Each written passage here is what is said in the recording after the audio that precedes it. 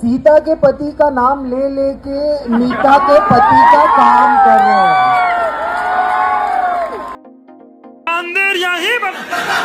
बस नाम रहेगा अल्लाह। हमेशा हिंदू धर्म के बारे में ये टिप्पणी करता है। अरे मैं इससे पूछना चाहता हूँ, कभी आप अल्लाह के बारे में भी तो कोई टिप्पणी करके दिखाइए, तब तो हम माने कि आप सेक्युलर हैं। नमस्कार, आप देख रहे हैं JNN न्यूज़। मैं राजेश्वर चौहान इस वक्त मधु विहार थाने पर हूं और थाने में आने का कारण भी आपको बताऊंगा, पर मामला संवेदनशील है। आखिर क्यों हिंदू धर्म को खासकर कोई भी टारगेट कर देता है। मामला है जंतर मंतर CGP जो आंदोलन चल रहा है वहाँ से जुड़ा हुआ कुरान का मामला। उन्होंने भगवान श्री राम को लेकर अमृत भाषा का इस्तेमाल किया और ऐसा पहला वीडियो नहीं है उनका, कई वीडियोस पहले भी हैं। क्या इस कानून का फ़ायदा उठा ले जाते हैं वो लोग, या कानून की तरफ सॉफ्ट निगाहें उन्हें बचा लेती हैं, क्योंकि कानून तो संविधान से चलेगा और मुझे कहना नहीं चाहिए और मैं कह रहा हूँ कि जो कानून हमें सज़ा देने का अधिकार देता है वही बचने का भी अधिकार देता है। उस बचने वाले पहलू में ये ज़्यादा अमल करते हैं, उस पहलू पर अमल नहीं करते कि हमें ऐसी चीज़ें नहीं बोलनी चाहिए। शायद इसी का फ़ायदा इनको मिलता है। हमारे साथ एडवोकेट टीम है पूरी, इनसे हम बात कराएंगे। आप मेरे साथ जुड़े रहें। अतुल जी, आज थाने में कैसे आना हो गया? थाने में सर ऐसे आना हुआ है, सर थाने में आना ऐसा हुआ है कि 15 जुलाई को जो कुणाल कामरा जी हैं वो जंतर मंतर पे आते हैं और नीट के एग्जामिनेशन की त्रुटियों से भटककर वो भगवान राम और सीता माता पे एक अभद्र टिप्पणी करते हैं। उसके रिगार्डिंग हम ये चाहते हैं कि पुलिस उसके ऊपर FIR रजिस्टर करे और उसके ऊपर सख्त से सख्त कार्रवाई करे, और वो जो वीडियो पूरे ऑल ओवर इंटरनेट पर सर्कुलेट हो रही है उस वीडियो को हर प्लेटफॉर्म से डिलीट करा जाए। तो आप कुल मिला के आप मधु विहार थाने में जो कॉमेडियन था कामरा, उसके खिलाफ FIR दर्ज कराने आए ताकि पुलिस प्रशासन अपना काम करे। पर अतुल जी, हिंदू धर्म को टारगेट इतना सॉफ्टली क्यों किया जा रहा है? क्योंकि कोई भी आदमी कुछ भी कह जाता है। धर्म तो और भी है यहाँ पर, और ऐसा नहीं है कृतियाँ दूसरे धर्म में नहीं है। अगर आप ढंग से देखेंगे तो कृतियाँ तो उन धर्म में भी है, पर उनके खिलाफ कोई बोलता नहीं।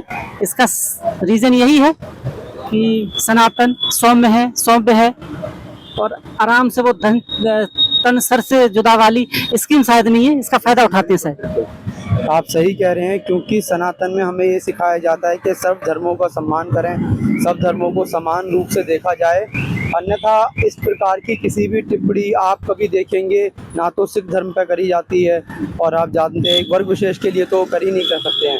अगर उनके लिए कोई भी इस तरीके की टिप्पणी होती है तो उस पर सर तन से जुदा के नारे लग जाते हैं और नबी की शान में गुस्ताखी के नारे लग जाते हैं।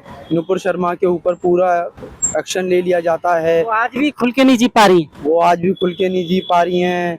राजस्थान में एक दर्जी का गला काट दिया जाता है सरेआम, और उसके अक्यूज़ को बेल भी मिल जाती है।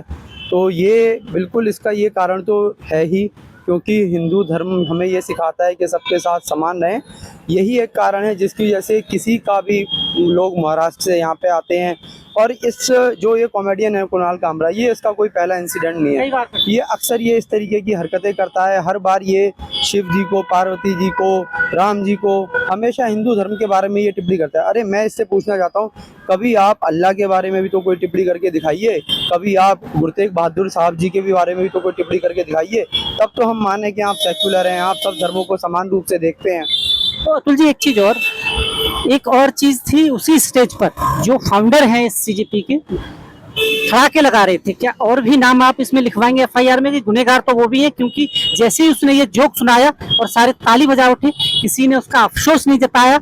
अगर उन्हें लगा कि गलती हो गई है तो माफ़ी मांगनी चाहिए थी, वो भी नहीं मांगी। तो और भी लोगों के नाम इसमें दर्ज होंगे?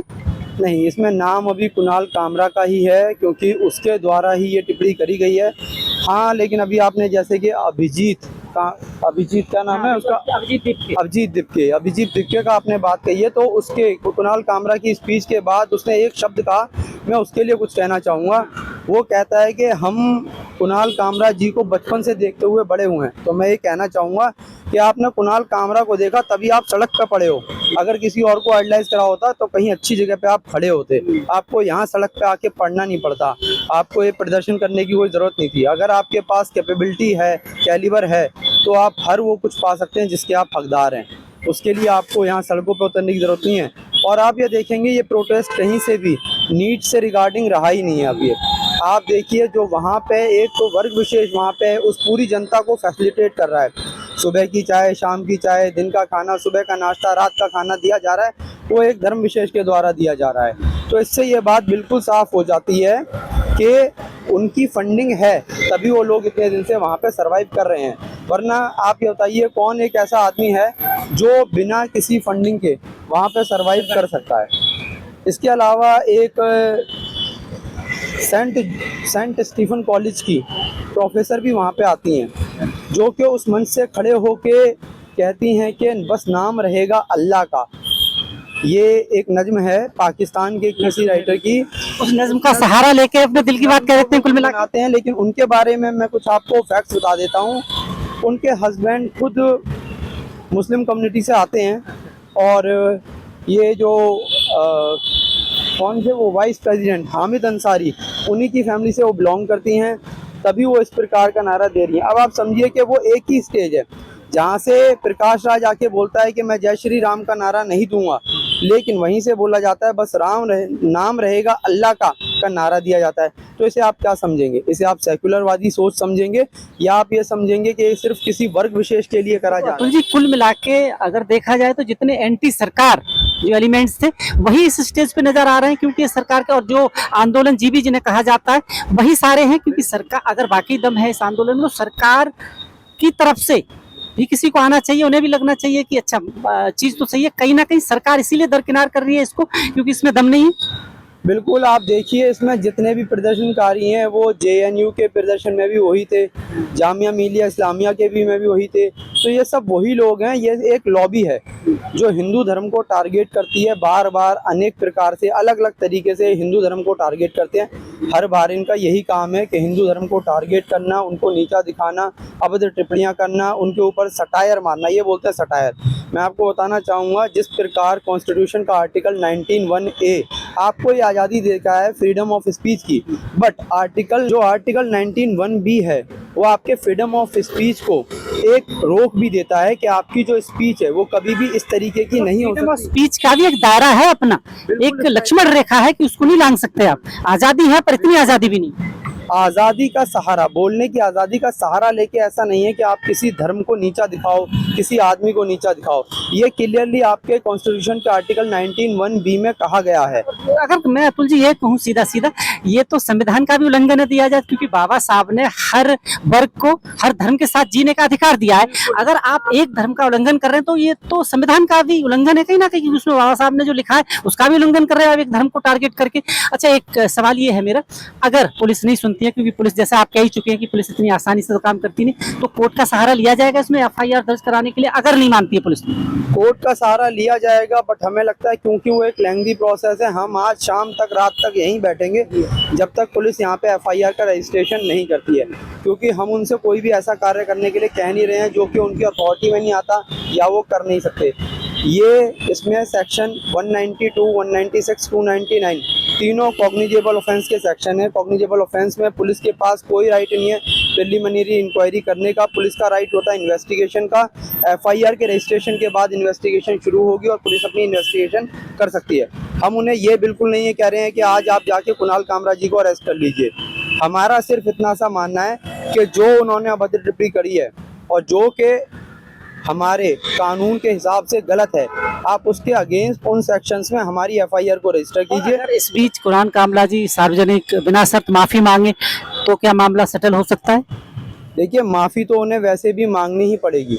माफ़ी मांगने का बिल्कुल ये तथ्य नहीं है, क्योंकि आप ये देखिए कि ये जो कॉमेडियन है, ये आप समझिए मैंने इसकी कम से कम 10 से 15 वीडियो देखी हैं इस प्रकार की, जिसमें कि हर बार कहता है। तो इस तरीके से आप ये समझ सकते हैं कि इस आदमी की इंटेंशनली ये करता है और ये इसकी टेंडेंसी है इस तरीके के कार्य को करना।